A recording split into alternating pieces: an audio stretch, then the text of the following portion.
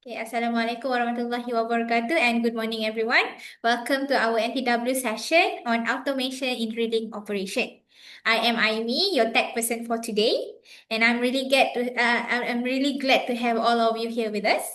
I hope that today will be a great opportunity for sharing, learning, and connecting. Don't be shy, ask questions, be curious, and take this chance to gain new knowledge that can be useful in your work and maybe beyond. The more you engage in this session, the more you'll take away from here. Okay, wishing everyone a smooth and enriching experience today. I think I can pass the floor to our speaker today, Tengku. He will be introducing himself and continue with the session. Okay, take it away, Tengku. Everybody can hear me okay?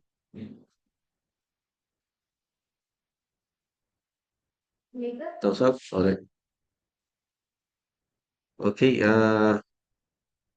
I'm Tengku Ezharuddin, Tengku Bidin, head of digital operation for Fazmia Technology.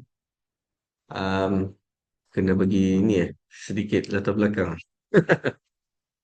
So graduated with a bachelor in applied geology from University Malaya in 2002. Since then, I joined the oil and gas industry, moving from mud logging services with international logging organic for almost 8 years. I joined Halliburton Sperry Drilling until 2019 in drilling automation. Drilling optimization. 2020 until now, I'm with Fazmet Technology lah. So on the automation part, we started the initiative with Petronas in 2002 with Jacob Rig Boydun. So I'll be sharing some of that experience with you guys, how the system works, how was the integrations, and hopefully it will be beneficial for all of you. Okay, let's start. Everybody okay?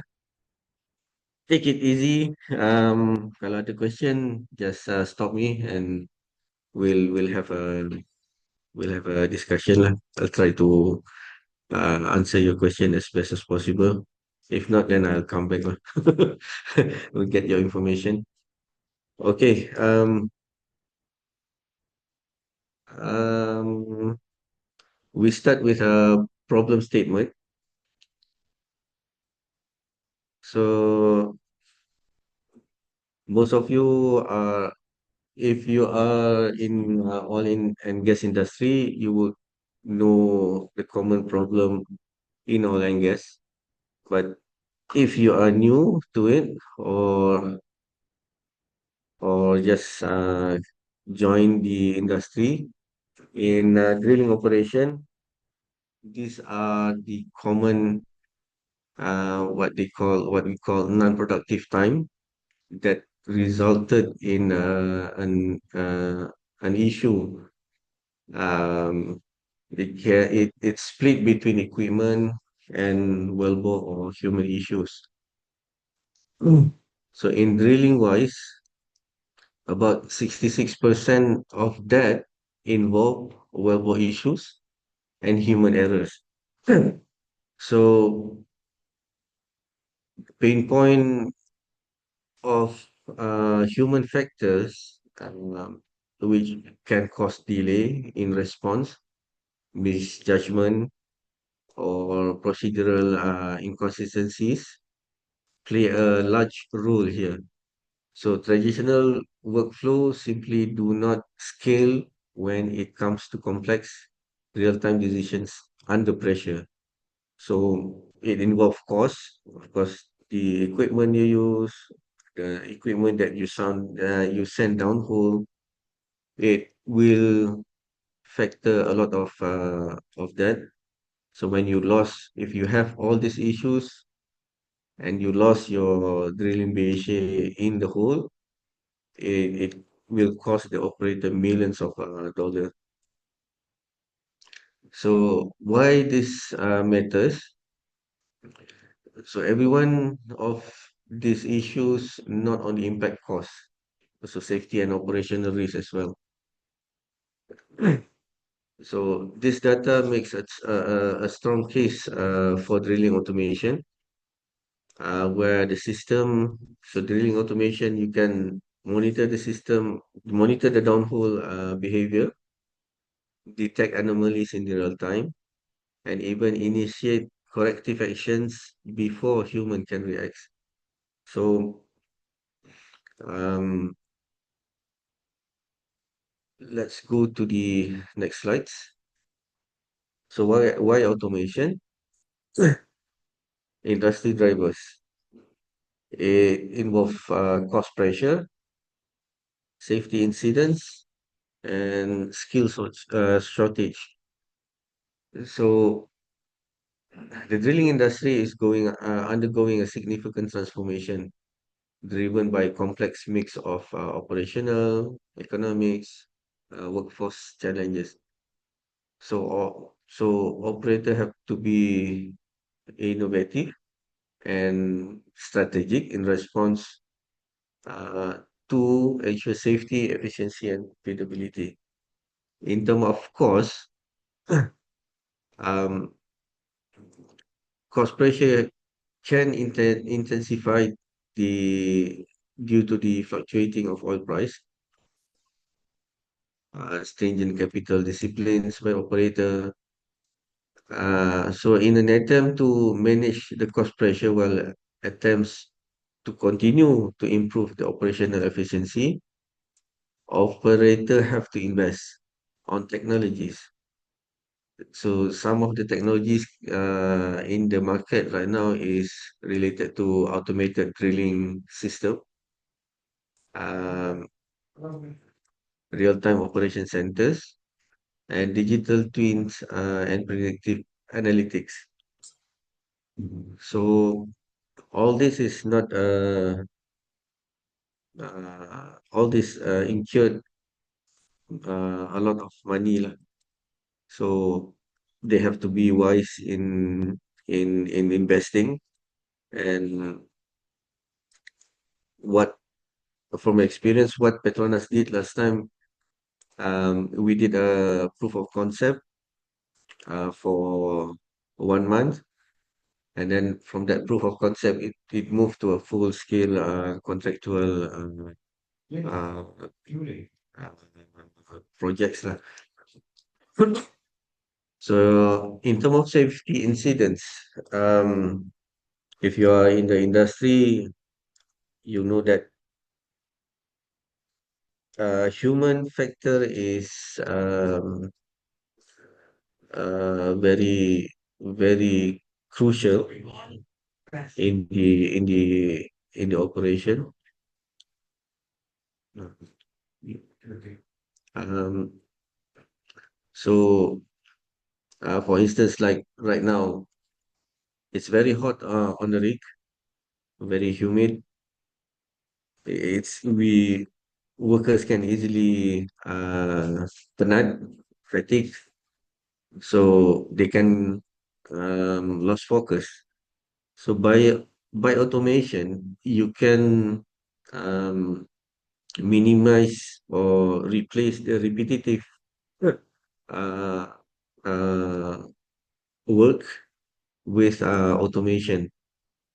So, for instance, making up connection while tripping in, that all those things, it's a backbreaker where the roughneck have to push the drill pipe to rack it back. So, HSE,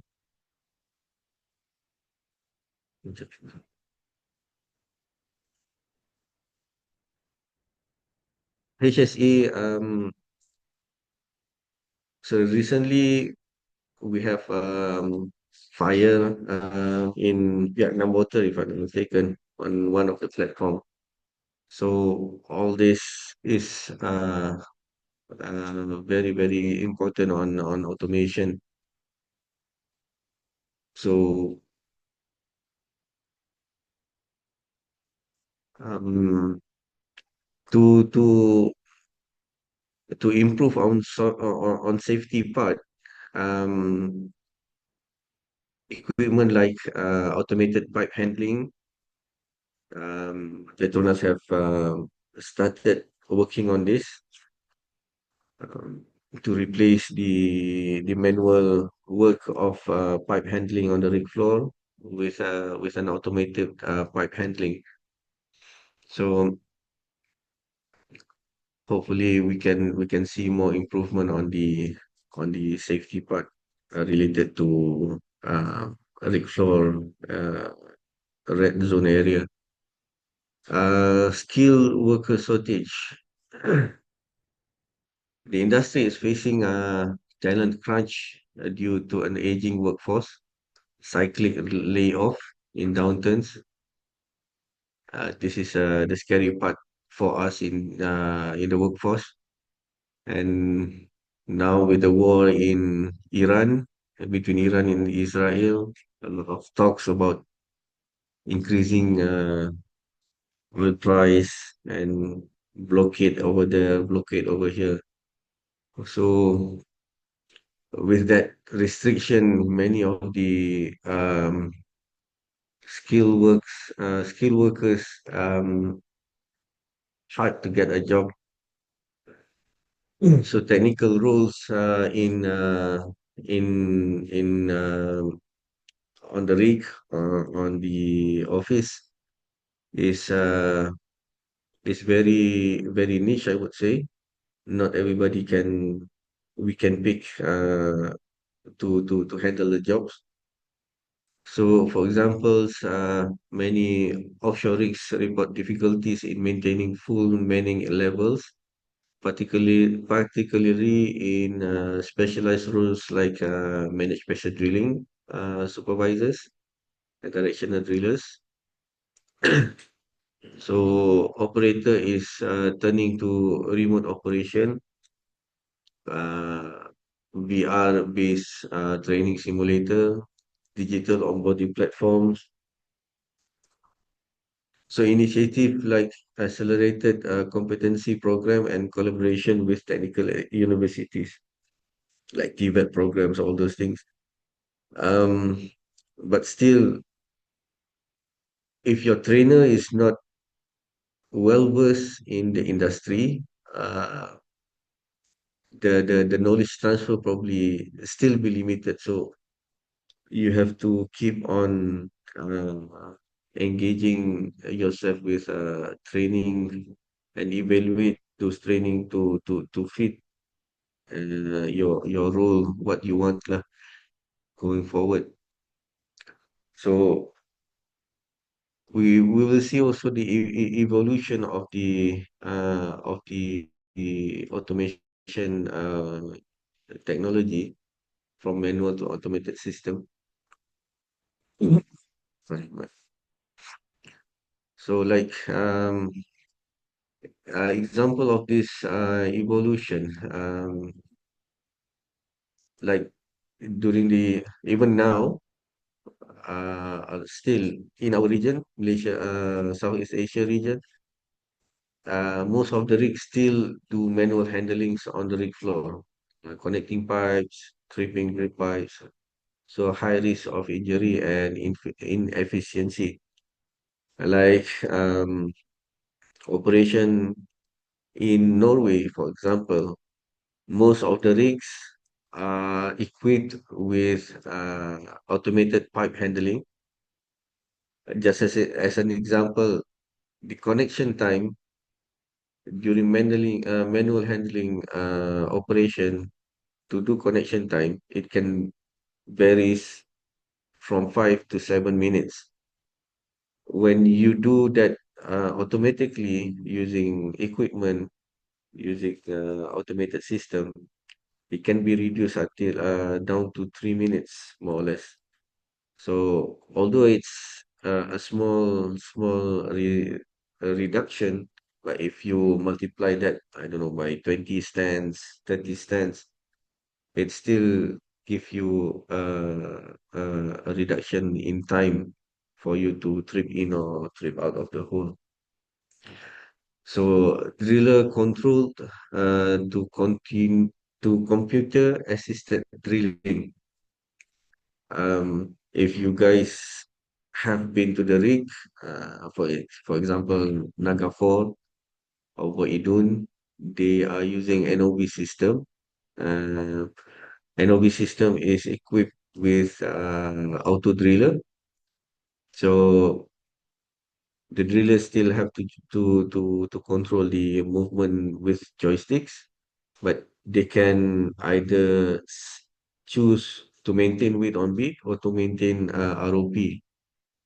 So instead of the driller can optimize the drilling performance using that function in automation. Okay, next, the evolution. So manual drilling era. This is around 1950s and below. So manual operation, entirely manual operation, reliance on physical labor. So direct man handling tool, hand control rotary table. 1950s to 1970s, this is where the rotary drilling came into picture. Um, so driller surface manual, first of all, driller manually control weight on beat, RPM and mud flow. So surface data only, limited to instruments. In the 1980s, emergence of basic automation. So during this time, there's a lot of surface sensors and data logging system, and the introduction or the use of measurement wide drilling, the MWD, downhole tools. In 1990s, early digitalization or and remote support. Oops, sorry.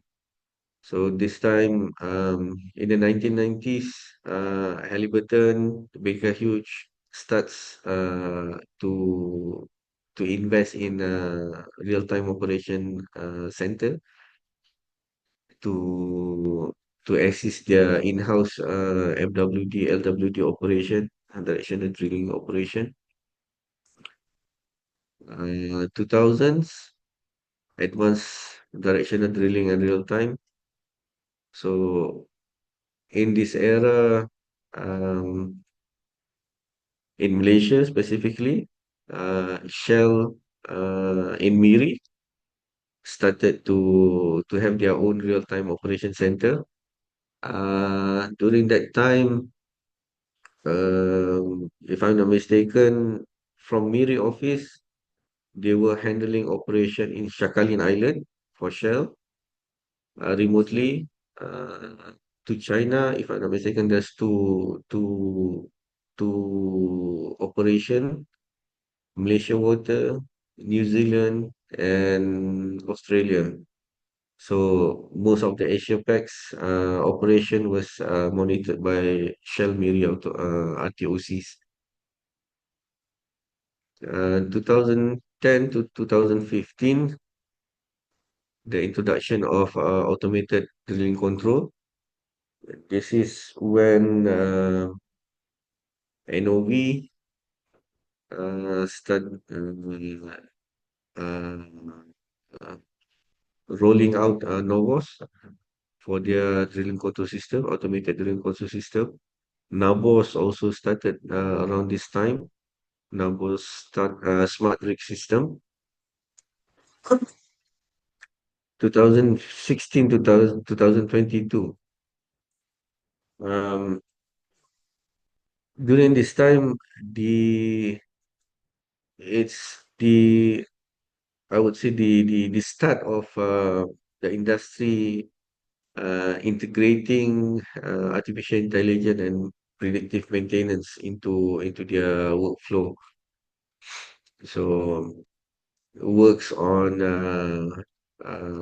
using AI and machine learning to optimize ROP, to detect stuck pipe, and predict equipment failures. Um, Automated pipe handling also started and widespread use during this period. Next will be 2021 to present.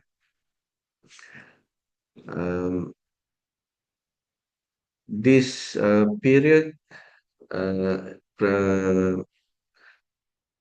we start seeing autonomous directional drilling pilot projects by SLB, by Baker, lately Halliburton. Um, they they integrated with system like NOV, Novos, Deal from MH Worth, Nabos, uh, if I'm not mistaken, SLB also works with Cameron to leverage the automation platform from these vendors. So a lot of uh, interesting development in automated drilling within this period. So from here onward, I think 2025, we should see more autonomous drilling where the directional drilling, um, subsurface well integrity part, and then the surface equipment part works together in a closed loop seamlessly. We have experienced that in with Petronas. Um, so in Norway, there's a lot of pilots project. In in Brazil also, there's one article coming next. So this is it's an example of a automation platform from Nabos. They call it R801. There's a lot of if you go to Nabos website, there's a lot of functionality. Um, for instance, so the key features for Nabos is as an unmanned rig floor, robotic pipe handling, um, to to to reduce or replace the crew manual work, automated drilling control system from Nabos like smart drill, smart slide, and smart navigation. This is to manage drill parameter, directional control, connection under closed loop processes. So by implementing autonomous rig, leveraging this system, they foresee that they can increase the safety and improve the consistency of the operation. So based on their report here, they achieved a zero OSHA recordable incidents during nine pilot wells campaign in West Texas. So this is 2021. The next one, this one is recent, posted July 2024. Petrobras with OSIN, if I'm not mistaken, OSIN is the project management part for the automation initiative for this pilot project. I come to uh, acquire the information from our connection that this project is the rig control system is using Novos, which is from NOV, and the directional drilling is provided by Halliburton, and the digital twin part, the the digital twin part for wellbore integrity uh, uh, processes is handled by Secal. So the closed loop system is circling within these three systems. So uh, if I'm not mistaken, this project is still ongoing. It involves two rigs. I only extract one rig name over here. Okay. Oh, yeah. Okay. Digitalization um, in drilling. Um, so to reinforce the value of digitalization, how to underpin automation in drilling operation. So we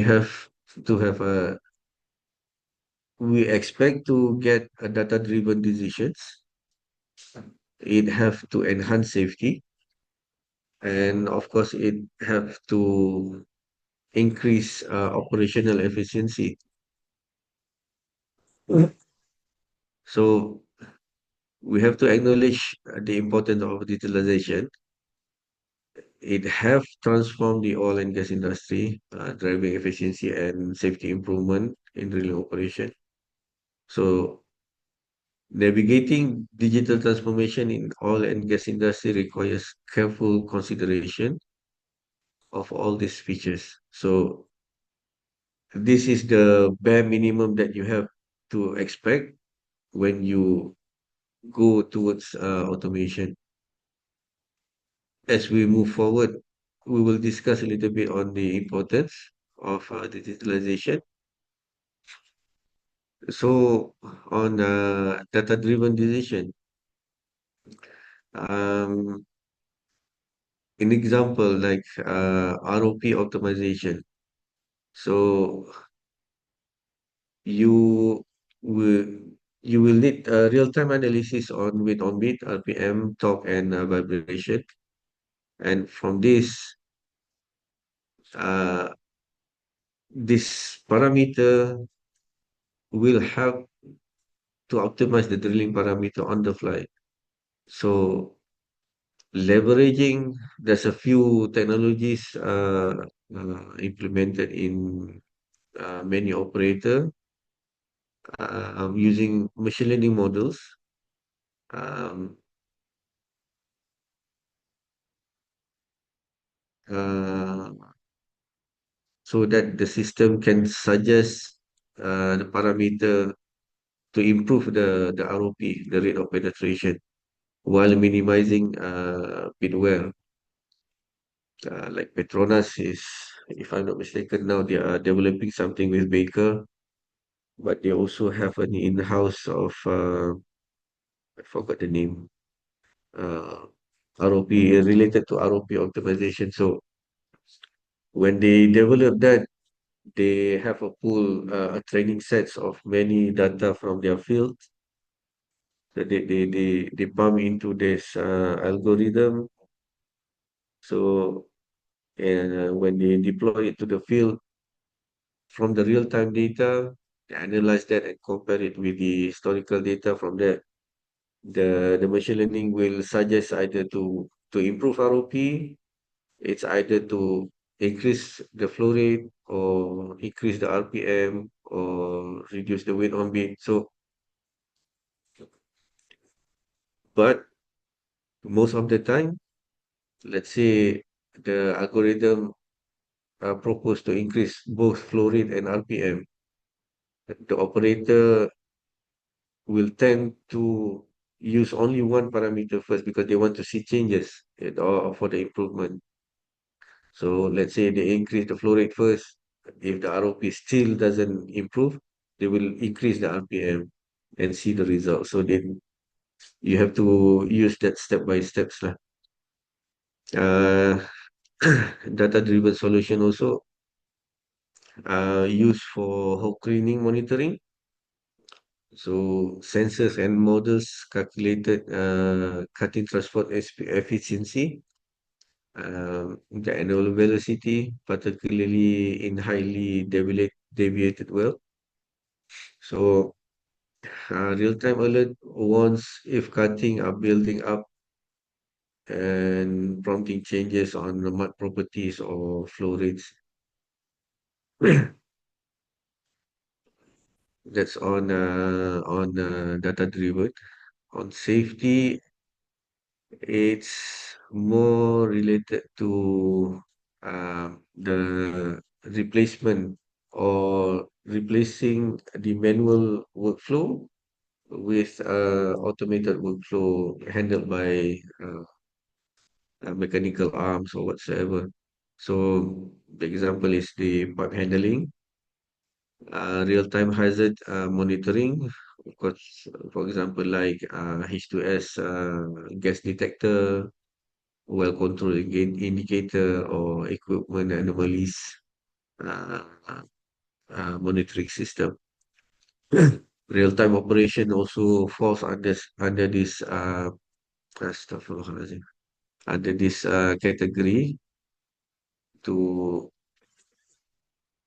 to real-time operation um, often seen by some people as a police operation team because they were also monitoring what is going on the rig, but in the office.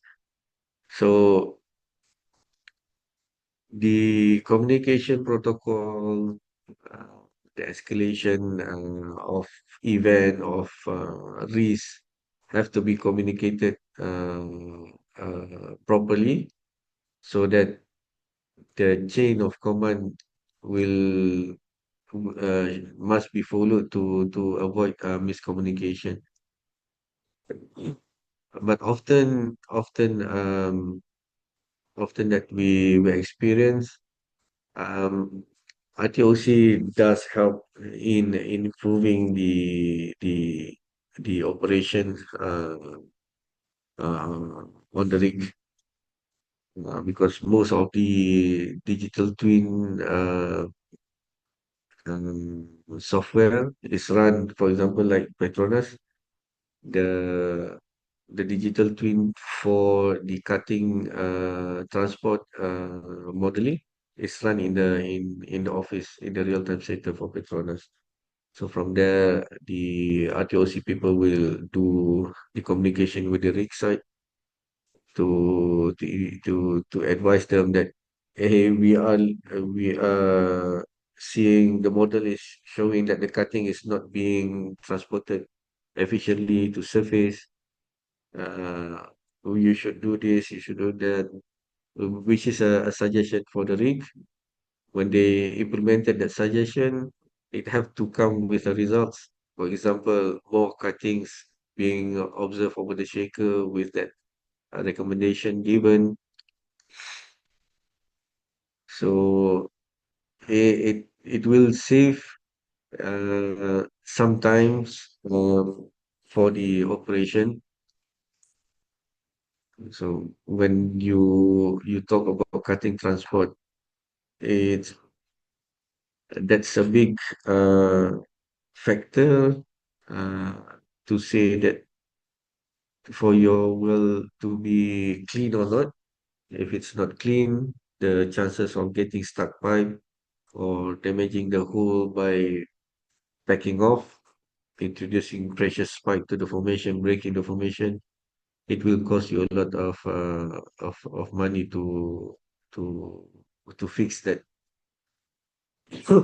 So operational efficiency is related to reducing the cost and maximizing asset performance. So it will use a digital workflow and automation to remove the bottleneck uh, on the processes. To I don't like to use eliminate human from the process, but I often use minimizing human factor into the process. So fatigue, inconsistency, always related to human. So improving that process flow with machine is much more efficient. So, and automated system work continuously with high precision. So, as long as there is constraint on the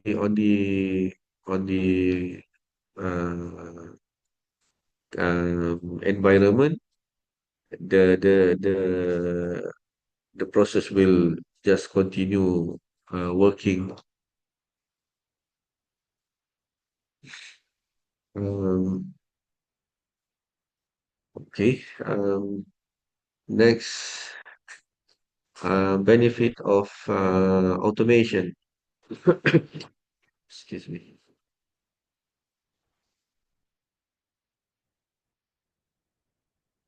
Um, the first is improve safety. So automation removes humans from high-risk environment and enable real-time monitoring hazard. It also reduce time. How? Um, when automated system is operate continuously and can detect and respond to equipment and information issue much faster.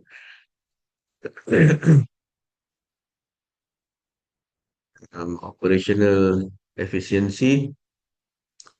So in the automated system, they have several recipes for the workflow.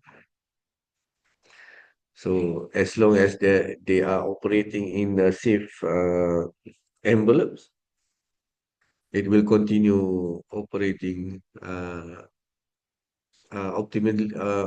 optimally based on the sets of configuration that you put into the logics of the system.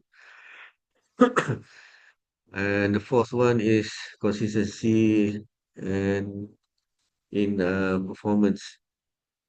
So with the execution of those tasks, um, it will be the same every time.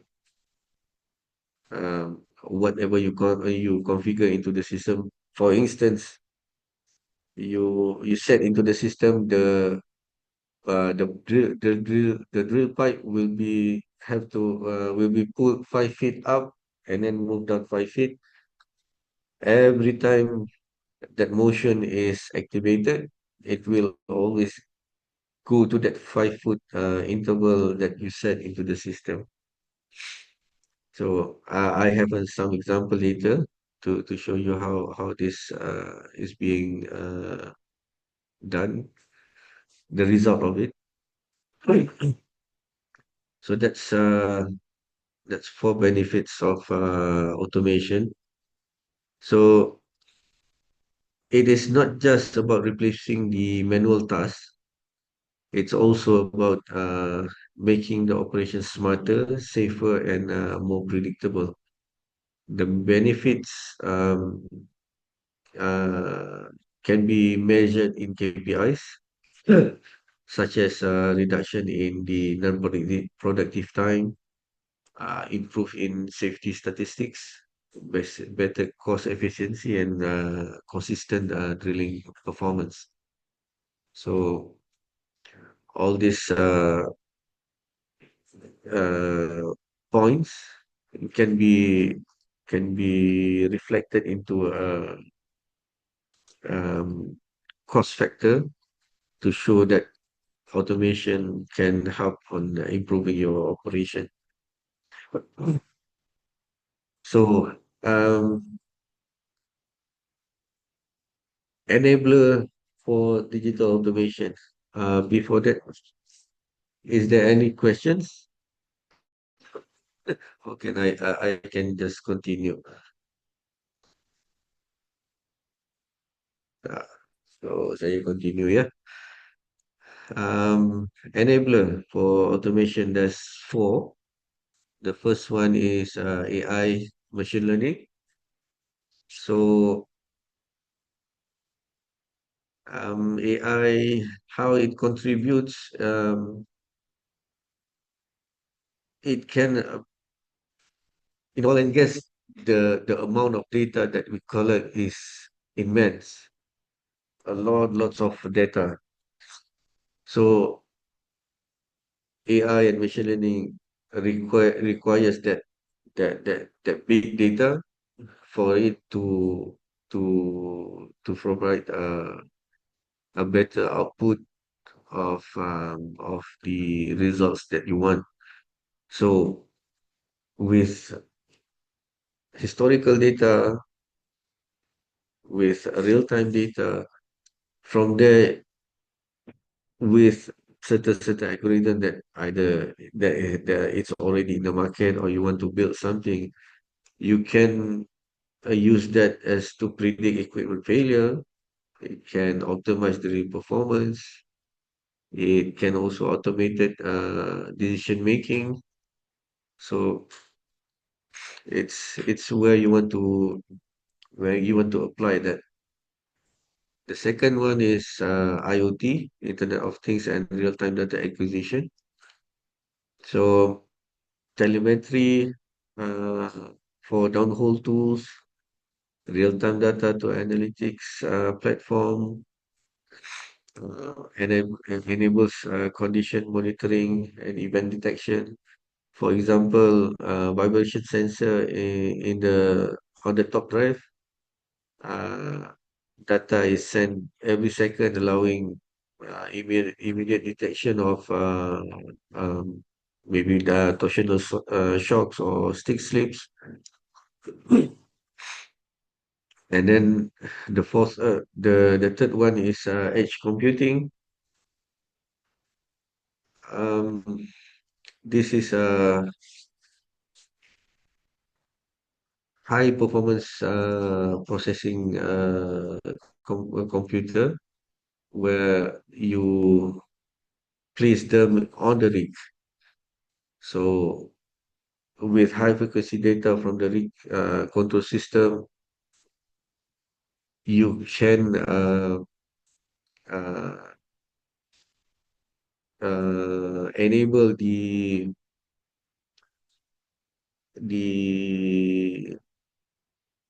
sorry, when you place this high performance computing power on the rig, so the time that it have to respond back to the drilling control system, so you consume the data from the drilling control system in milliseconds, and then this processing power will monitor it, and then if there is any changes or whatsoever, it can feed back to the drilling control system without time delays. So with that, it supports the closed loop control process. So it also enables real-time reaction if there is any formation changes or a vibration or whatsoever. So as an example, when we deploy the uh, drilling automation for Petronas, there is an event where there is a pressure spikes of, if I'm not mistaken, up to 400 psi over the normal operating pressure. This pressure spike can be seen in our server on the rig, but in the real-time center in Petronas Tower, that pressure spike was not seen on the real-time data and in town. So the the real-time center said, no, we don't see any pressure spike. But in this closed loop drilling automation, it have triggered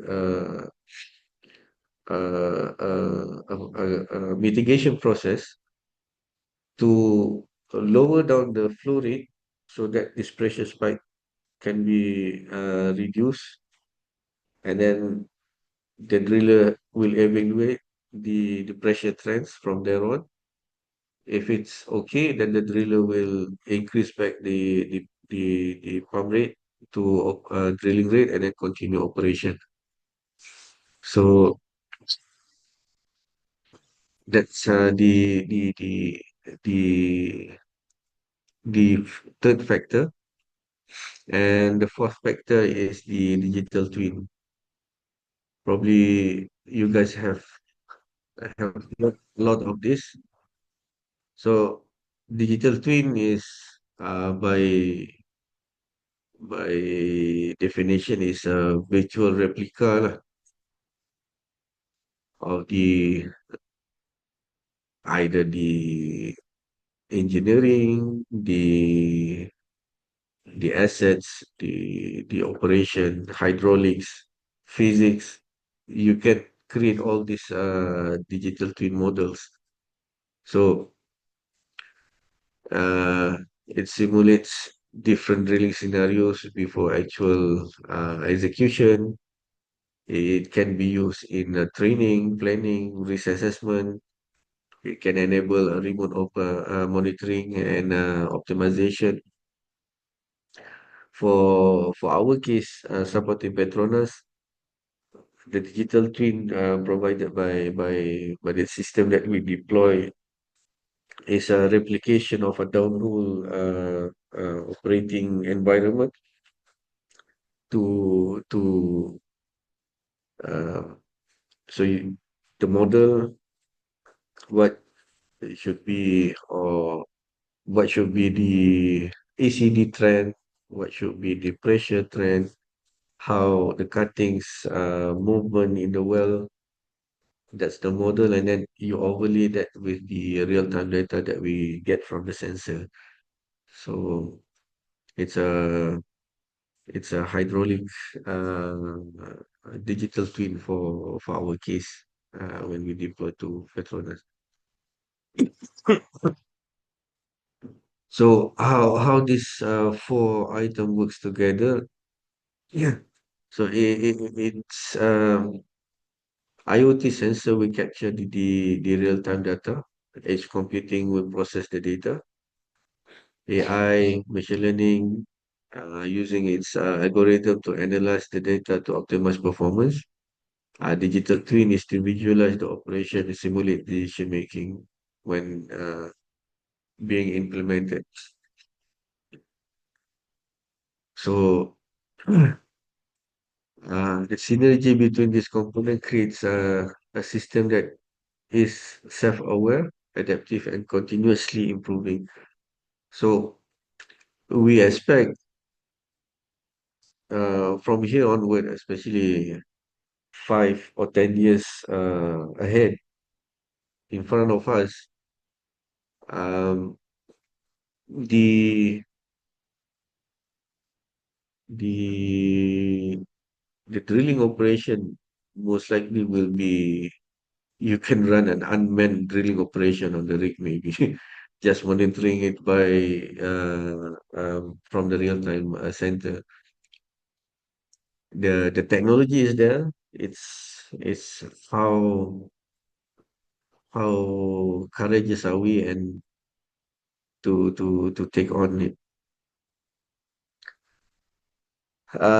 Just some example of the benefit of integration. So how it relates, uh, integrating this technology. So there's a few component, uh, something related to enhanced decision making, component of increasing efficiency, component on maintenance, predictive maintenance, safety measures, sustainability impact. So on decision making, for example, uh, operator can simulate drilling scenarios using digital twin.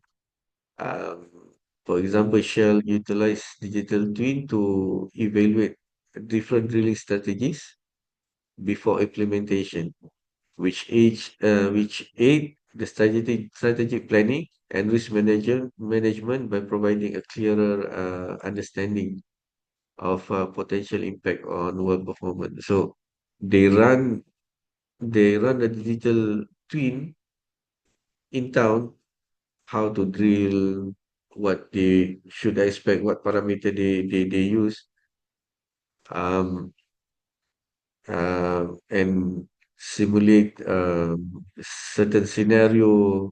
If they encounter maybe stuck pipe or whatsoever, what do the driller have to do to counter to mitigate the situation? That's on enhanced decision making in terms of efficiency. Um, so integration allows automation repetitive tasks. For instance, Total Energy has automated data entry and monitoring process. So it frees up human resources for more complex decision making. This obviously, when you automated the simpler part of processor that can be handled by the machine, so you can use the actual human power to handle a more complex task. Uh, on predictive maintenance, um, digital twin continues to monitor equipment health using predictive analytics. Siemens have a monitoring system that they deploy on the gas turbine to predict potential failure before they occur to minimize downtime and maintain the maintenance costs. Uh, Improve safety. This is a real-time hazard detection. ExxonMobil, for example, uses AI-driven analytic uh, to detect potential hazard in real time. ConocoPhillips, on the other hand, leverage simulation to improve preparedness and safety awareness for the operation. Um, on sustainability, the last one, reducing carbon footprint and remote operation. Um, this goes back like during the COVID time, uh, a lot of like Petronas, they have the real-time operation center since 2000, and they first initiated in 2005. The full scale was in 2010, if I'm not mistaken. So they have that the real-time operation since then. So when COVID came, the role of the remote operation center is significant to help the workforce on the rig side to monitor the operation, because that time the period of people uh, have to stay on the rig was longer, and fatigue, exhaustion, mental health, everything involved in the rig operation. So a lot of benefits on that part for the real time center. Um, hmm, Break dulu. Okay. Let's have a break. Berapa minit ini? 5 minit. Okay. We'll meet you back 5 minutes, yeah.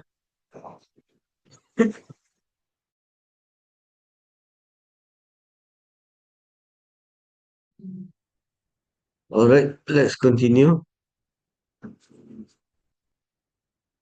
Um, AI and machine learning in drilling. So there's three component over here. The first one is predictive maintenance, predictive capability, sorry.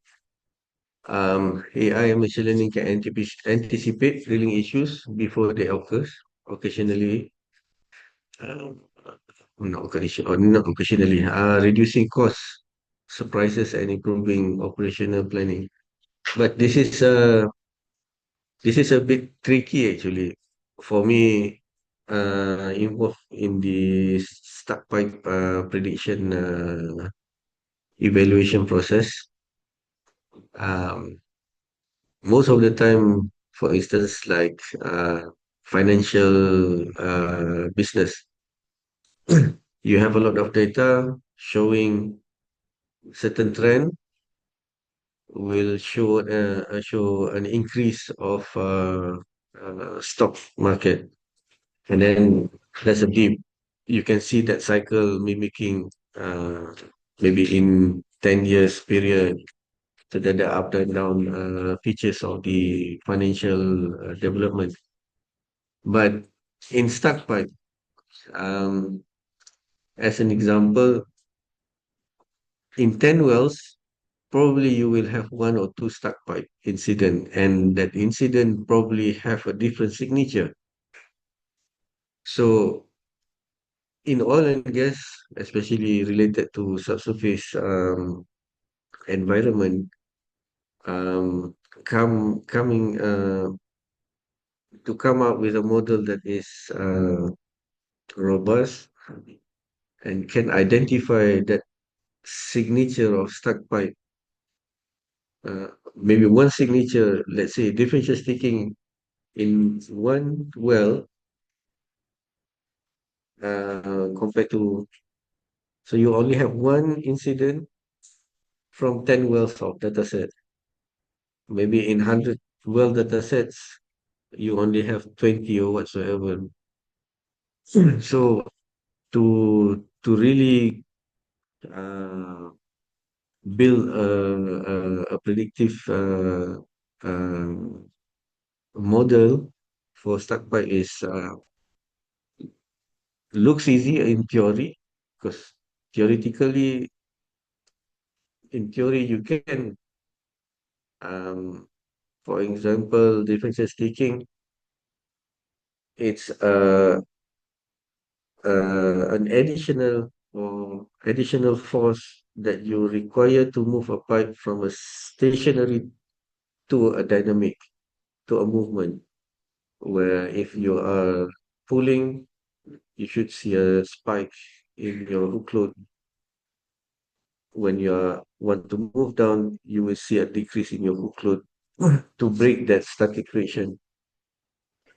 But in your real time data, there's a lot of data sets for you to build an algorithm to pick that specific point. It's a tedious process, I would say. So for stack pipe prediction models, it have to be trained using historical data.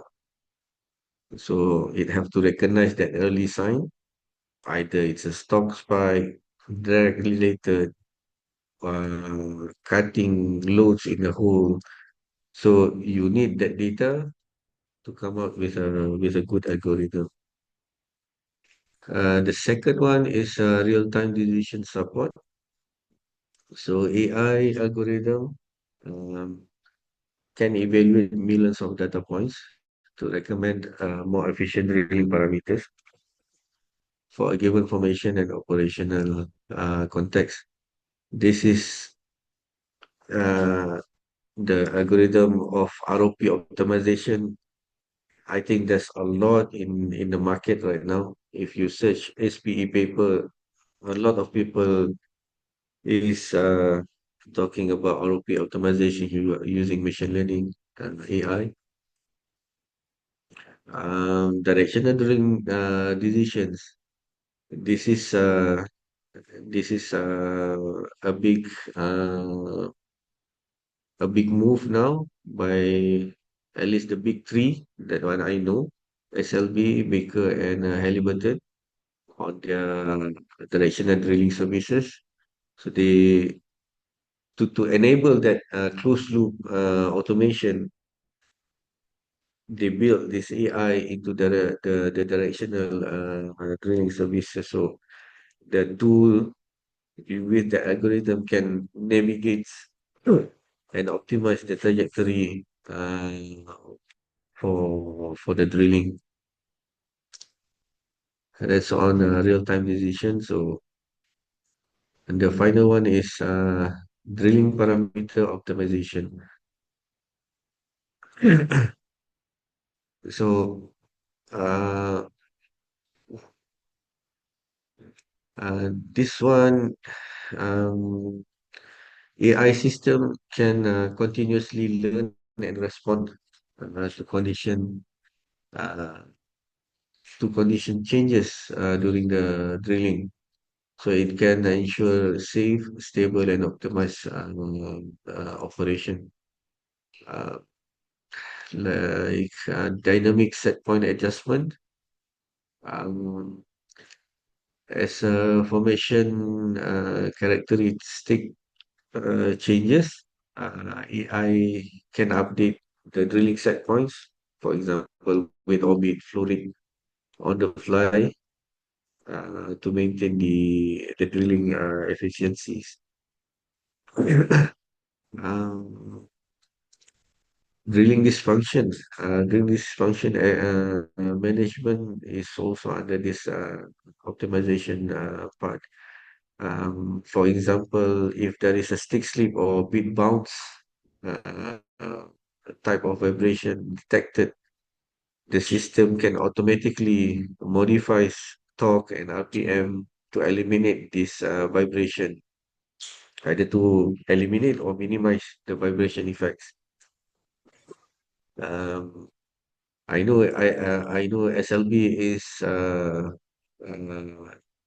have this technology. And they keep on improving that the vibration management in their what is the system called, drill ops systems by SLB. All right, digital twin. Talk to a little bit on the digital twin. So, digital twin is virtual modeling, real-time operations, scenario testing, performance optimization. So, it can apply to all these four domain, I would say. So, um, it creates replicas, as mentioned before, and a real-time operation. I given the example of the cutting transport module, where you can see how the cutting how the cutting evolved in the hole compared to the the actual scenario testing. This is like a simulator type, so you can test your drilling program uh, to the to before you go to the actual drilling. And performance optimization, it's the same identical process. From that testing, you can see maybe you have a set of operating window like flow rate, RPM, and orbit. When you do the testing, you can find the optimized parameter during the testing and then bring that into your operation.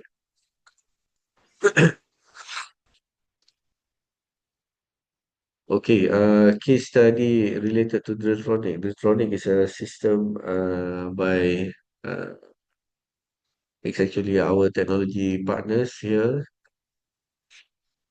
Electronic is the dynamic, traction dynamic, hydraulic, mechanical, and geothermal model.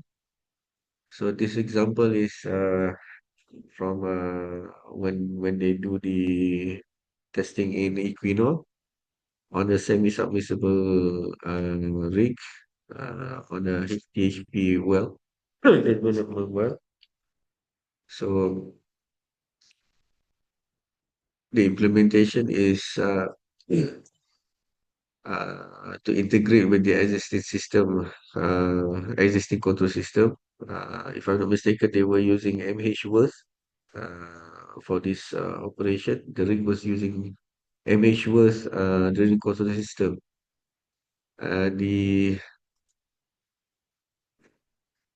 system maintain a consistent parameter throughout the operation, able to achieve a consistent parameter. So the results, they get 35% reduction in safety incidents, improvement of 22% on operation efficiency, um, and consistency in improvement become apparent. So the real-time downhole module, the electronic reduce real-time sensor data and physics-based model to continuously monitor the well. So the electronic is using a millisecond data. So 1/10 of a second. It's a closed loop system with a maintaining, adjustment of the weight on beat, RPM, pump rates to optimize the ROP.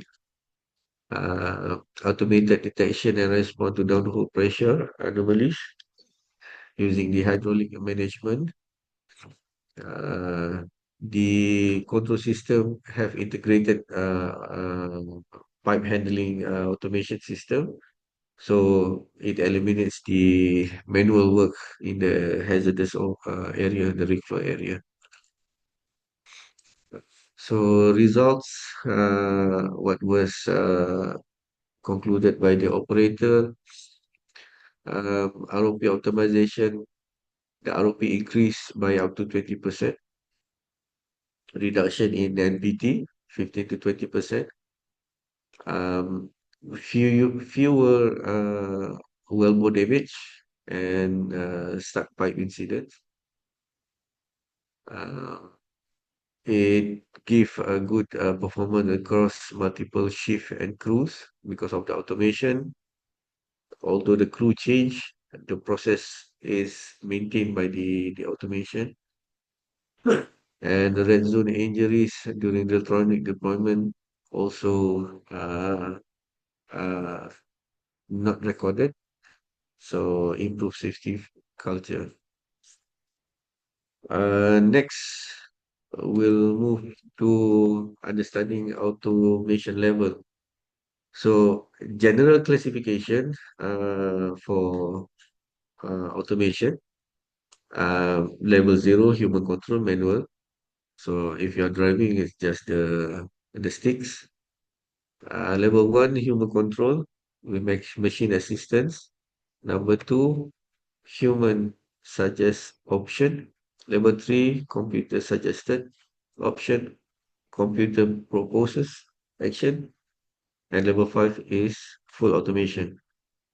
So to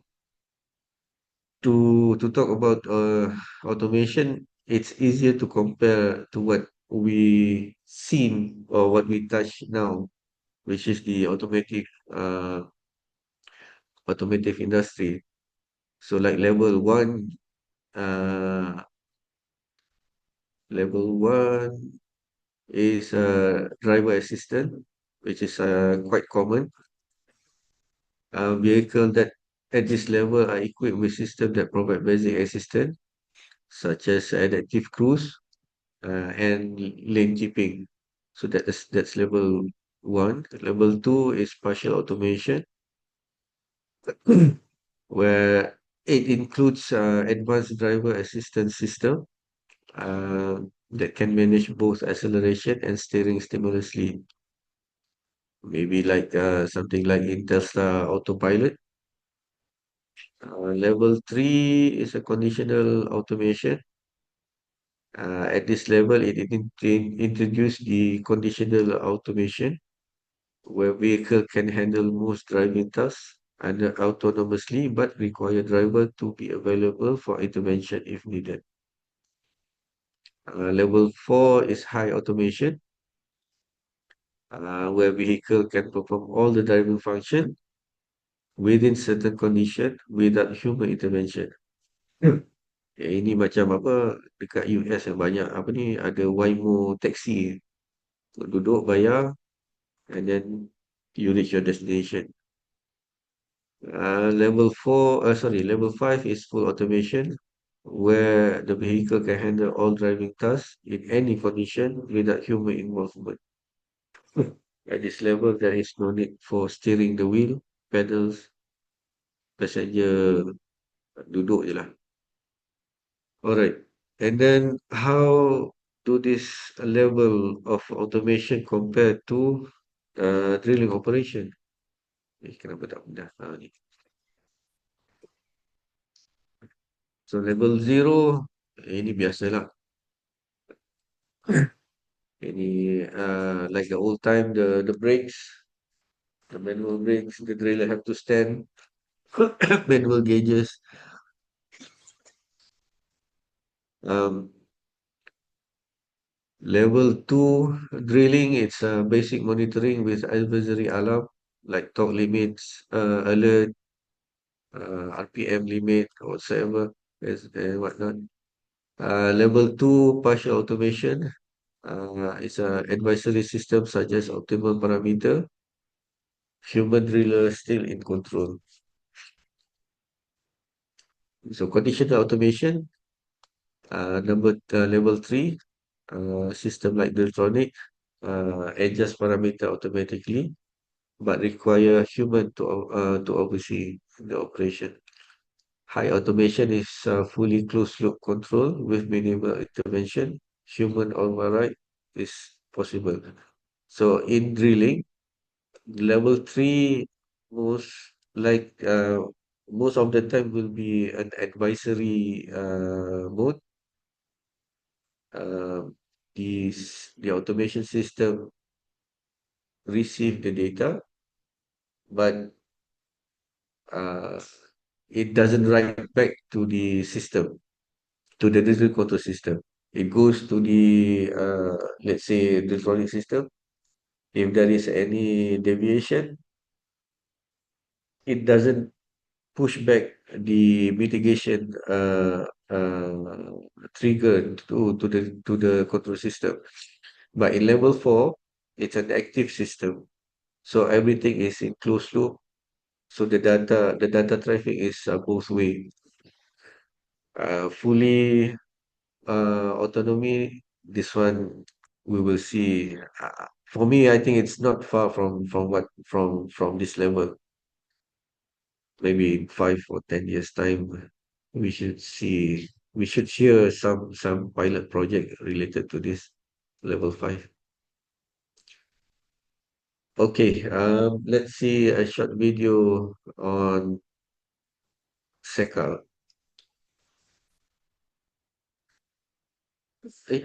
As our world turns ever more digital, industries are challenged to become safer, more efficient, and predictable in their delivery.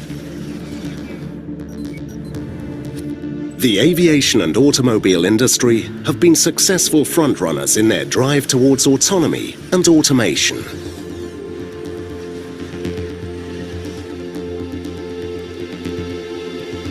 Sekal is taking the same leading role in the drilling industry, challenging existing truths, forcing competitors to change tactics and pace.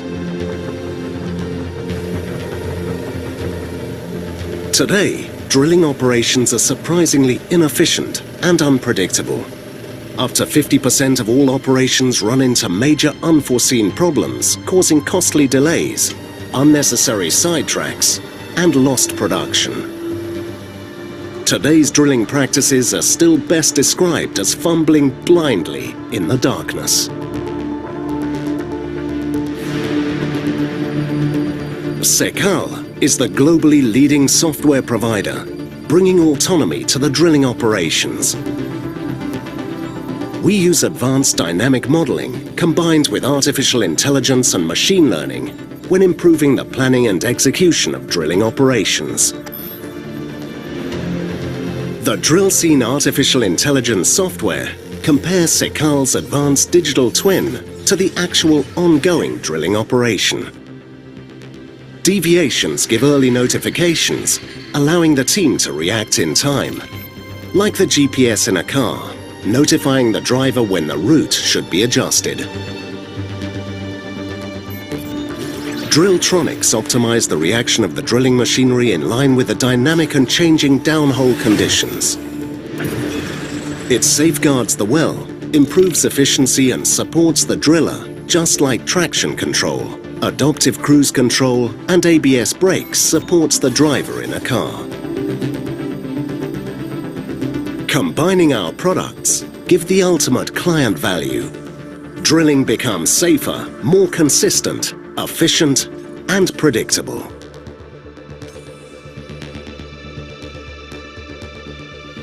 Sekal is the industry leader. Allow our intelligent software solutions to drive your performance to the next level. Right now, we are powering autonomous drilling.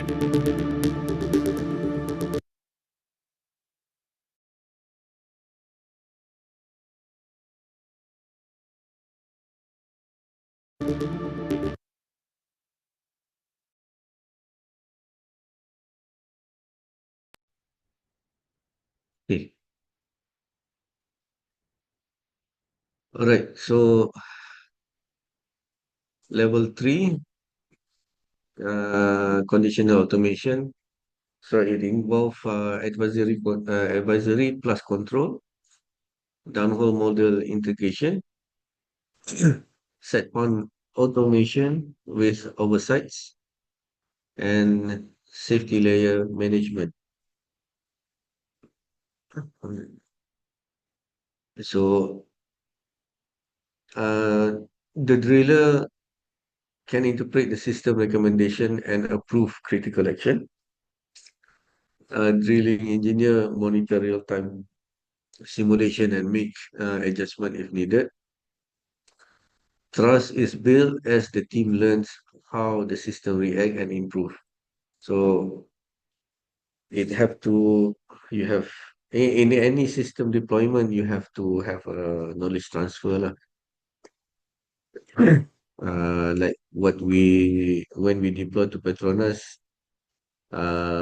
we from Fasmia and our technology partner from Sekal, we stayed on the rig for the full month, 1 month, to assist the driller, the company man, the OIM to understand how the system works and conducting some classes, sitting beside the driller when the system is active.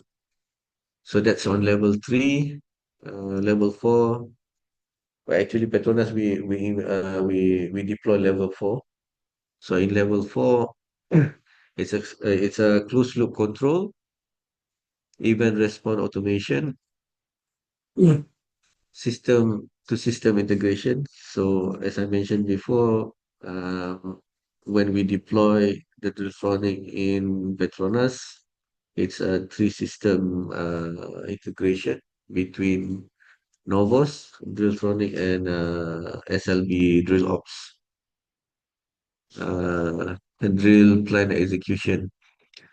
The drill plan over here, for our case, it's drill plan built in the Novos as a part of the configuration. So um, level 3 and level 4 is not just a technology upgrade. It's a cultural and operational shift. It requires clear rule redefinition for driller and engineers, strong data quality and infrastructure, operator confidence in the system reliability. So uh, everybody have to be open. It's not your normal work process. So when you introduce a technology, you have to find a way to adapt to it. So uh, so the system shows how intelligent system can take over more of the execution load, but human remain essential as supervisors, validators, and decision maker, especially in unpredictable wells environment. So the human brain is still required, although you have this all these fancy gadgets or tools. Okay, uh, a little bit safety. This is related to the electronic system. In this system, they have three safety component. The first one is a pack of protection. The system detects formation of cutting beds around drill string. It automatically responds. The automatic response prevents stuck pipe incident. Why does this matter? So obviously it's to prevent pipe sticking, tool damage, and costly stuck pipe events. Protect wellbore stability and integrity before pressure escalate. Number two is the swap and surge protection. So it monitors the dangerous pressure changes while tripping. So it automatically adjusts the pipe speed to keep the either the surge or the swap pressure within the wellbore limit. This can prevent well control issues from swabbing or losses due to surging the formation. And it ensures tripping speed is consistent across different cruise shift. Number three is the hook load monitoring. So it prevents overpulls or slack down uh, to maintain the integrity of the pipes. Uh, it should minimize the or eliminate the string failure or excessive stress to the top drive and the drawworks, uh, whereby it can enhance the situational awareness correlating to the mechanical loads to the downhole conditions. Okay, we'll go a little bit on the system architecture. So like the one that highlighted before, the IoTs. Um, so the architecture will involve the sensors, the automation platform itself. The automation will send the it will send command to the control system. So you have control system which is uh, execute the commands via PLCs, actuator, motors, or whatsoever. And then the automation technologies. Uh, for example, the electronic from Sekal, drill ops from SLB. Halliburton one is, if I'm not mistaken, it's iCruise from Halliburton, and iTrack by Baker. So the operator supervise and intervene through the human machine interface. Uh, the driller usually will have one panel, a touchscreen panel, where it can start or stop the automation processes. Okay, so control system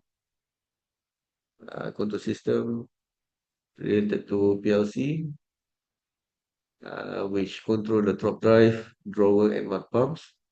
So, or SCADA system, the human machine panel, the machine emergency shutdown, and the control system itself. Hardware layers involve surface sensor, downhole sensor, pipe handling equipment, camera, and safety sensor. Uh, NOV, uh, they have a system that they integrated a camera to the rotary table. Uh, if I'm not mistaken, this is to ensure that the stick height of the drill pipe when they set slip the drill pipe on slip in the rotary table to have a fixed height. So they can use this camera to adjust the height when they lower down the pipe before setting the slips. So it can involve camera, it cannot or not video. Oh, sorry. The third layer is the automation platform. Automation platform most of the time will come with the drilling control system. If it's an NOV drilling control system, the automation platform is Novos. If the control system is from MH World, the automation platform is Deal. I don't remember if Novos, if I'm not mistaken, Novos, sorry, not Novos. If Nabors, it's Pace, but Pace have different type. Either it's for offshore or land rig. They have different platform. Um, if I'm not mistaken, Cameron have its own. So it's the main interface for the drilling motor system. This is where uh, you decide to have it as a closed loop or not. Uh, Although it's a closed loop, some of the configuration the driller still can adjust, and the process of real-time data transfer is also from this platform.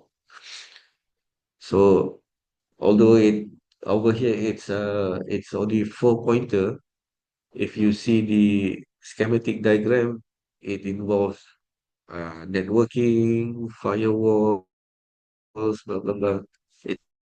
It's an entire architecture it's on itself, data protocol, and then the automation technologies. This is where um, you can put anything that can link to the automation platform. So Drilltronic provides the dynamic modeling of the downhole. Uh, Drill ops provide the trajectory control, or iCruise for Hamilton, or iTrack. So many things can be put on there. Um, yep, that's on the architecture. I have another video here. This is uh, MH Worth deal platform.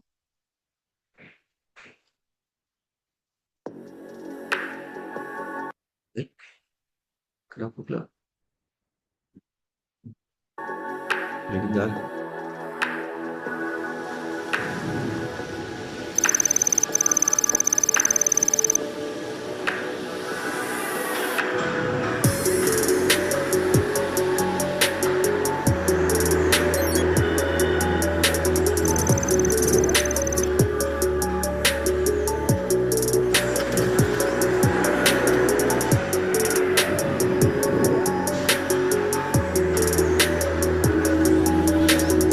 Buat apa?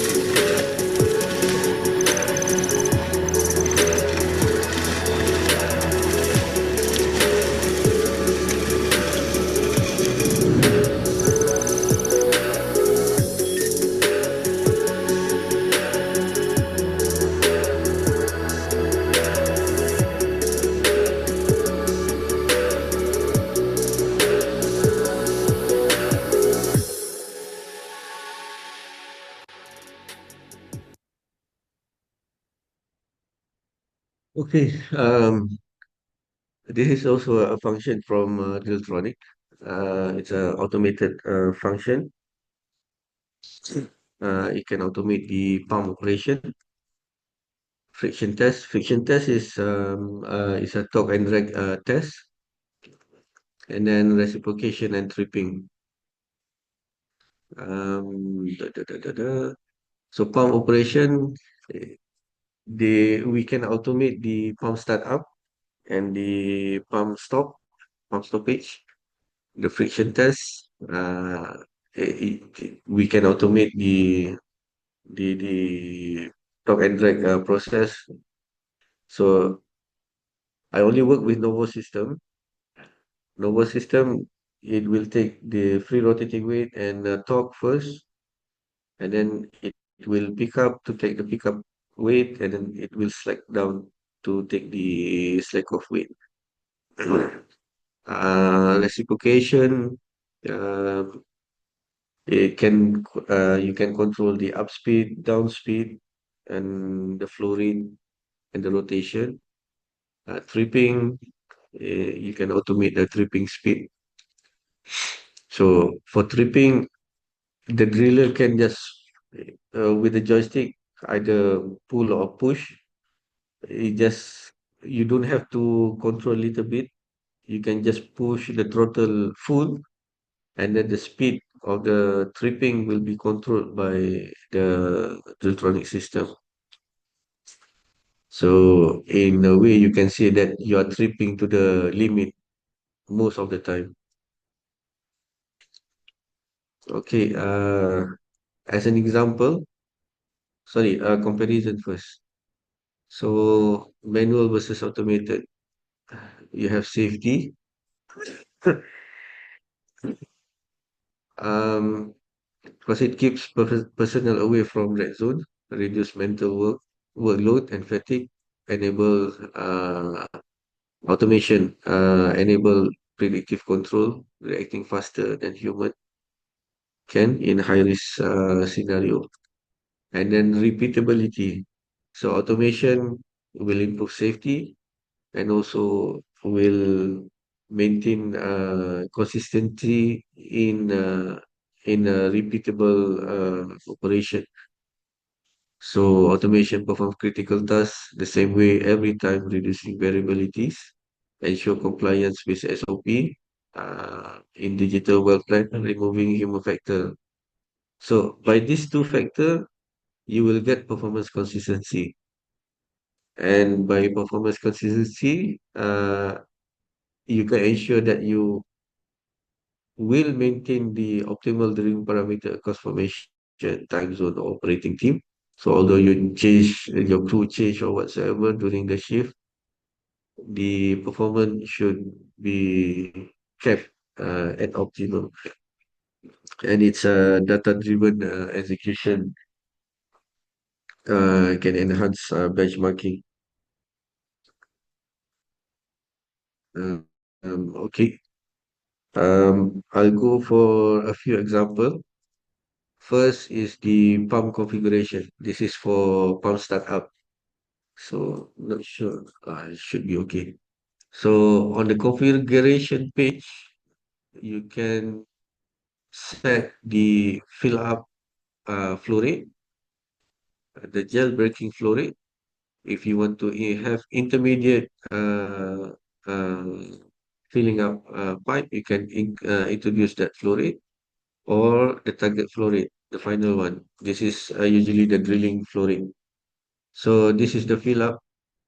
This is the gel breaking. Sorry, I need to change to pointer on the pointer. There's a point. So this is the fill up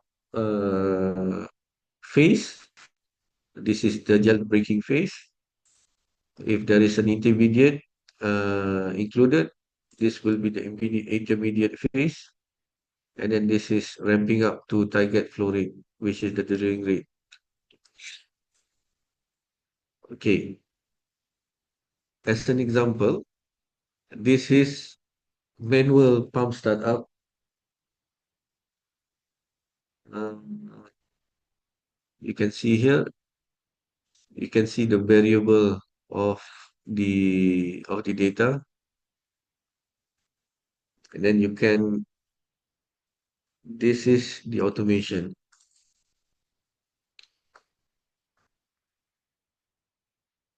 So the variation is uh, very small. So the what is this? The timing here can go up to 100 second, whereas over here you more or less maintaining within 75 second. So if you want to calculate the difference, probably per stand it's very small, but if you have 30, 40 stands, it can give you some amount of money when you compare to the drilling sorry, to the rig operation rate per day. So that's on the pump startup. Next is the friction test. So in friction test, you have distance to stretch, the tripping up speed, so the speed going up, speed going down, rotation speed over here, and then the rotation duration. So the comparison here, this is the manual friction test, and then this is the automated friction test. So you keep the height at the same distance um, by keeping a consistent duration of stationary time, speed and duration and length of pulling and slacking down. You can eliminate the inconsistency of data you take for your broomstick chart. When you take data from here, you often see inconsistency of the or misleading. Sometimes your pickup and slack off just deviate suddenly. Why is this deviating? Is it related to whole cleaning? And then once you concluded that it's related to the whole cleaning, then you will call the rig. Hey, there is a deviation on your pickup and slack off. I think it's a whole downhole issue. You need to circulate more. Then you lost time already. But it's actually a false increase in friction. So if you are not consistent in picking up the data, but if for when you do it consistently, then you will know if there is a deviation. There is definitely something happening in your downhole. Either it's formation related, cutting related, or whatsoever. 5 minutes more, I mean. I uh, I still have few strides to go. Integration, control integration. So you have to remember drilling automation are not a standalone tool. It deeply integrated with the drilling control system, mechanical component, and real-time sensor networks. So integration allows them to respond dynamically to live input and execute closed-loop control action with high precision and speed. So the response time is less than 1 second. It have a lots of control points, which is data. And then the uptime, as we experience, it's 99% uptime. Uh, so benefits of this integration, seamless data with every component. So you have one single source data from the data control system, dynamic response with real-time input, closed loop control with predictive modeling, real-time synchronization with human operator. So it's uh, it's a very interesting project for me. Uh, a big learning curve for us in the company. So an integrated automation system act as a real-time co-pilot, processing data, simulating outcomes, and commanding the rig while keeping human in the loop for oversight and judgment. Okay, a little bit on smart auto ROP. So it utilizes surface and downhole data. I continuously connect and analyze AI-powered models uh, to adapt to formation changes, drilling dysfunction, which is a vibration or energy transfer to the drill string, and operational constraint in real time. And control command it sends directly to the rig equipment, top drive, pump, and drawworks, which is controlling the weight of beam, RPM, and flow rate. So you don't have to interfere when this system is up and running. So over here, uh, normal system is only the triangle here outside. But with the smart auto ROP, considering the hydraulic, mechanic, and the thermodynamic, it includes the bit response in here. So this bit response, it will consider the hydraulics, it will consider the mechanical, it will consider the thermodynamic. So the bit rock interaction model is calibrated, constraints are calculated, generated set point, and will be safe and optimum. Can I? Is this big enough for you to see? Let's see. Okay, so this system is in the Detronic. So the bit response model, it will collect, correct, and compute average and variance of phenomenon torque. It will calibrate and estimate the ROP and bit parameter, the uniaxial compression strength of the rock by using bit response model, which is in here. So auto ROP constraint, machine control, DCS data, advisory display. So this is the if you compare this to the automotive automation. It's the um, adaptive cruise control. So based on your, if you are drilling too fast, your cutting loading will increase, and it increase your operating pressure, all those things. The system will slow down and reduce the ROP until the whole clean. It will adapt again. Okay, the system is clear. The wellbore is good for you to drill faster. It will go faster. Maybe it will increase the flow rate. We, uh, it can increase the RPM. So it automatically once this system is activated. Um, o- okay, challenges. Last two slides.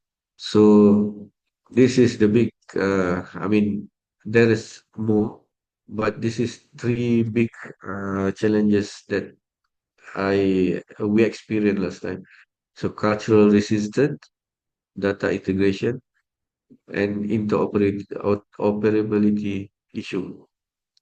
Cultural resistance, it's a norm, I think. A new workflow for you to adapt, you have to understand. So that's where the expert will come in, guide you, and hopefully you are open enough to receive the technology that we bring in. Data integration and interoperability, this relate to collaboration between parties that will be in that project.